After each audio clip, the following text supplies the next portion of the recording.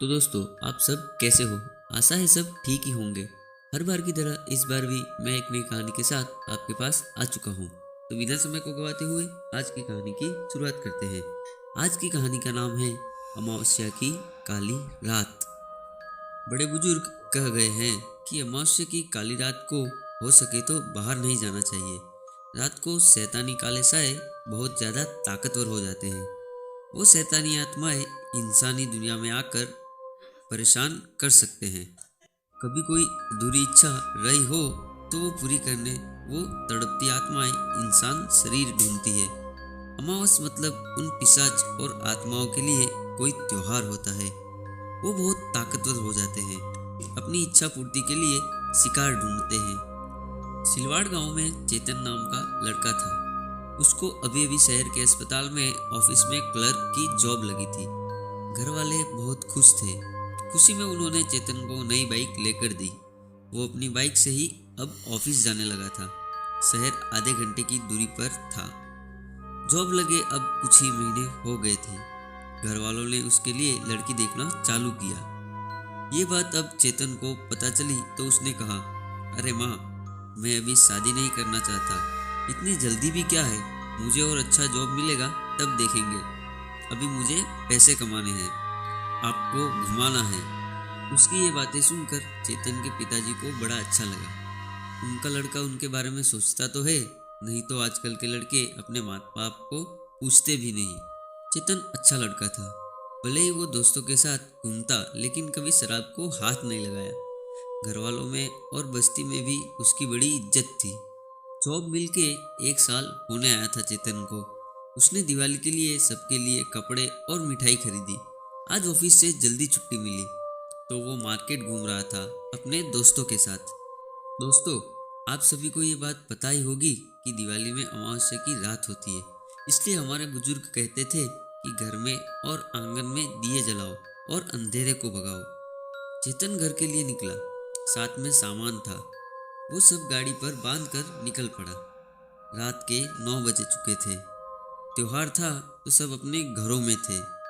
आज रास्ता सुनना था। बाहर घना अंधेरा था। शहर खत्म होते ही चेतन की नज़र बाजू के बिल्डिंग पे गई। नीचे बहुत से लोग दिए लगा रहे थे। उसकी नज़र ऊपर की तरफ गई। वहाँ एक सफ़ेद सलवार में बहुत ही सुंदर लड़की दिखाई दी। चेतन उसको देखते ही उसकी गाड़ी के ब्रेक्स लग गए। गाड़ी रुकी और चेतन जैसे थम सा गया।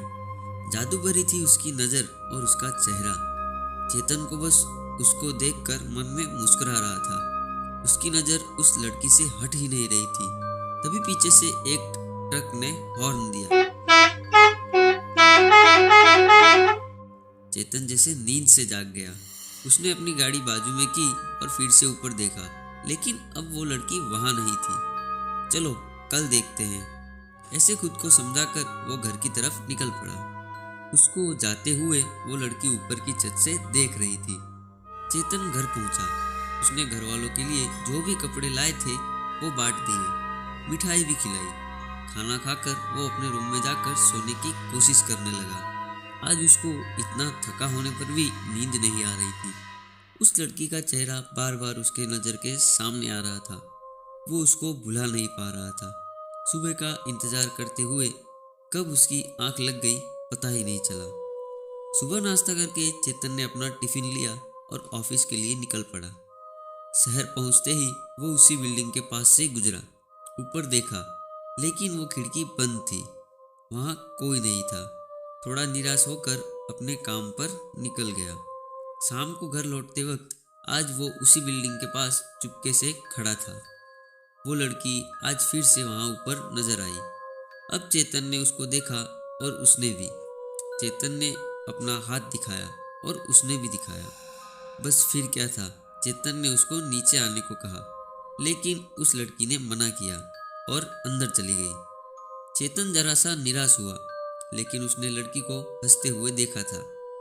अपनी बात बन सकती है, ये सोच के मन में ही वो बहुत खुश हो रहा था। अमावस्या का काला अंधेरा उसके लिए क्या लेकर आने वाला था, इस बात की चेतन को कोई खबर नहीं थी। अगली शाम अब चेतन उसी रास्ते जा रहा था। वो लड़की उसको सामने एक पेड़ के पास बैठी दिखी। चेतन बहुत खुश हो गया। अपनी गाड़ी साइड में लगाकर वो उस लड़की के पास गया। मेरा नाम चेतन है और तुम्हारा? मेरा नाम निशा है, लड़की ने जवाब दिया। लेकिन तुम आज यहाँ कैसे, इतने अंधेरे में अकेले? चेतन ने सवाल किया। मैं अकेले नहीं आती तो तुमसे मुलाकात कैसे होती? निशा ने इस जवाब से चेतन को ये तो समझ आ गया कि उसको भी वो पसंद था। अब रोज शाम को देर रात तक वो दोनों उसी पेड़ के नीचे बैठकर बातें करने लगे। घर वाले थोड़ा टेंशन में थे कि आजकल चेतन बहुत देर से घर आने लगा था। खाना भी साथ नहीं खाता था या कभी बिना खाए ही सो जाता था। एक दिन चेतन उस पेड़ के नीचे बैठा था। उसके घर के पास वाले अंकल वहाँ से गुजरे। चेतन को देखते ही कहा, अरे चेतन बेटे, यहाँ अंधेरे में अकेले क्या कर रहे हो? घर जाना नहीं है क्या? चलो, घर वाले तुम्हारा इंतजार कर रहे होंगे। हाँ अंकल, हाँ बस निकल ही रहा था। ऐसा कहकर दोनों साथ में निकल गए। घर जाकर जब चेतन सोने के लिए गया, एकदम से वो अंकल की बात उसको याद आई। उन्होंने उसको अकेले क्या कर रहे हो ऐसा कहा था। दूसरी रात जब वो निशा से मिला तो उसने ये बात उसको पूछी। निशा, कल तुम मेरे साथ थी, लेकिन अंकल को दिखी कैसे नहीं? निशा ने कुछ सोच के जवाब दिया, अरे वो अंकल देखते ही मैं पेड़ के पीछे छुप गई थी। तभी चेतन ने कहा, निशा, हम दोनों शादी कर ले, मुझे तुमसे प्यार हो गया है, क्या तुम भी? निशा उठकर चली गई। जाते वक्त उसने हाँ कहा। अब वो लड़की चेतन के घर तक पहुंच गई। देर रात तक उनका बातें करना चलने लगा था और चेतन खाना पीना जैसे भूल गया था। वो बहुत कमजोर हो रहा था। उसकी माँ ने एक रात देखा कि वो दीवार की तरफ देखकर बातें कर रहा है। बस उसको उसी दिन शक हुआ कि उसके लड़के को कुछ हुआ है। उसने ये बात चेतन के पिता को बताई। दोनों ने एक रात चेतन का पीछा किया। चेतन वहीं पेड़ के नीचे बैठा था, अकेला और बातें कर रहा था। चेतन के माता पिता बहुत डर गए।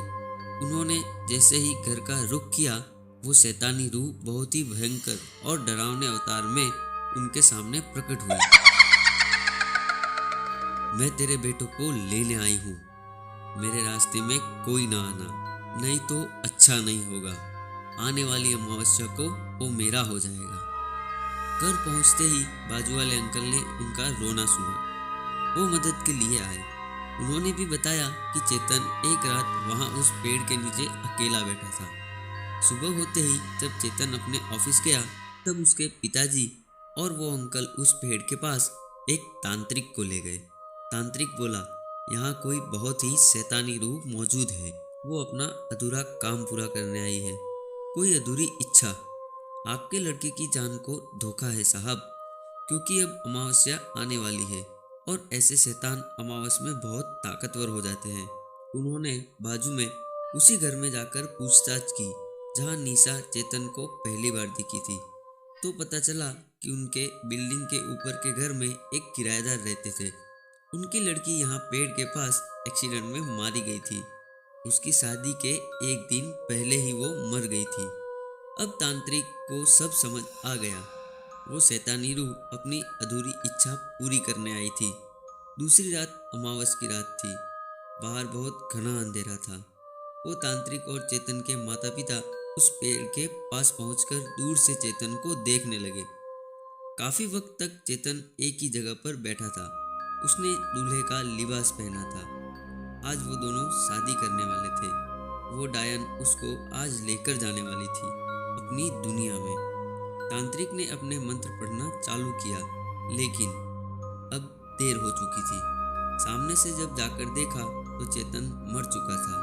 उसके गले से खून टपक रहा था। निशा ने अपनी आखिरी इच्छा पूरी की, चेतन की जान लेकर। तो दोस्तों, ये थी हमारी आज की कहानी। तो आज की कहानी में आपको थोड़ा सा भी डर लगा हो तो वीडियो को एक लाइक ज़रूर करें और ऐसे ही रोज़ डरने के लिए हमारे चैनल को आज ही सब्सक्राइब करें। तो आज के लिए बस इतना ही, मिलते हैं अगली कहानी में।